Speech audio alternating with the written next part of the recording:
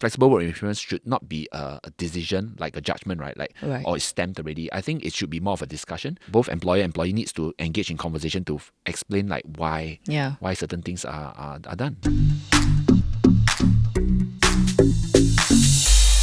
Today's question was sent in by Sandra. Sandra requested and submitted an application to work from home for 2.5 days under the new flexible working arrangements policy. Just to recap, this new policy kicked in last December, and employees may submit a request for flexible working arrangements, but this is still subjected to the employer's approval.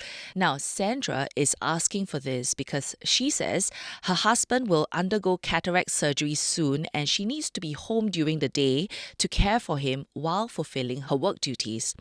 Sandra says that her request was rejected and her boss told her to apply for the 2.5 days, but this time of annual leave instead. The reason given: encourage employee to clear annual leave. Sandra is a union member and she's asking if she raises it to her union, would her employer terminate her if they found out? The challenge here that Sandra faces is really what qualifies as leave and what qualifies as flexi-work. With the new FWA kicking in, I'm sure we will have a lot more of these sorts of requests. Yeah. Because it's becoming unclear to people, when should we be asking for flexible work and when should we be taking leave.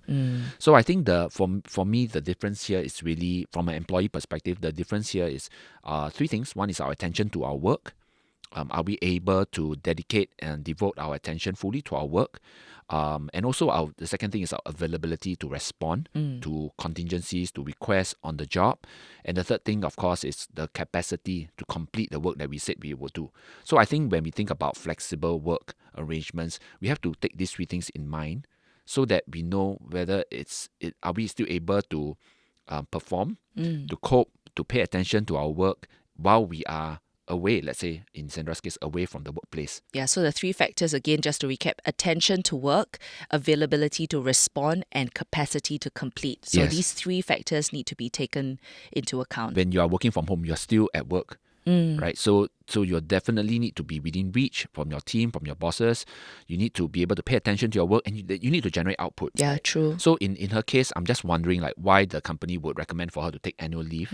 It could be because they might find that they are not sure whether she needs to devote more of her time and attention to caregiving. Whether she's available to respond when they need her to. Yes, correct. So on one hand, we can see as they are rejecting her flexible work arrangement request, but on the other hand, they could really be just helping her to, to really prioritize what's really important. If care for your husband is really important and you have to be there, then maybe it's better to devote yourself to the care rather than try to split yourself both ways, right? Yeah. But of course, for a lot of us, we feel like we can manage everything, and that's why we want to do the flexible work arrangement. So if that's the case, then maybe Sandra really ought to just have a discussion with the HR to explain why taking leave would be an overkill or be too much of for her situation, and how she's still able to cope with her work capacity, to respond on time, and to devote her attention would not be diluted too much if she's providing care for her husband. Yeah. I think these are the sorts of flexible work arrangements should not be a decision, like a judgment, right?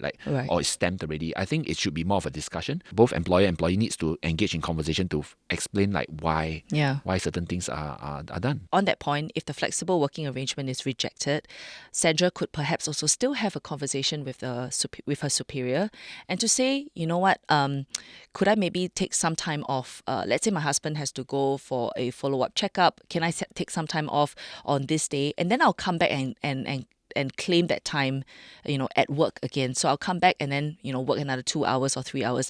I think, like you say, it's always a discussion. So if the superior sees that you don't have to take the whole day away, you just need to maybe run some errands, maybe take them for a medical checkup, they might actually be open to letting you be away from the keyboard for 2 or 3 hours and then come back and pick up the work. The FWA arrangement is there, the guideline is there, but for us, we need to learn how to communicate and converse properly. Employees really need to know how to put up a case and to explain how they can still be productive. At the same time, employers also need to start to realize that, hey, I'm not able to get 100% of an employee, right? Even if today someone goes to work sitting in front of the computer at the workplace, you may not be getting 100% attention from that person. That's true. Right? So the employers also, on the other hand, need to know that, okay, what's the bare minimum that I'm willing to accept to say that if today you're out of sight, I still know that you're performing even though your attention might be divided.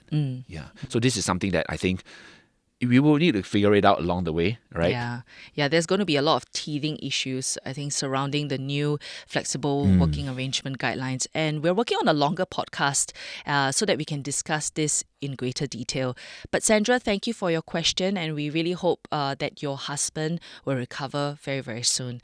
If, like Sandra, you have a work-related question, do write into us. We are at cnapodcasts@mediacorp.com.sg. You can also find us on Spotify, Apple Podcast, and YouTube. I'm Gerald. And I'm Tiffany. Here's wishing you a good work week ahead.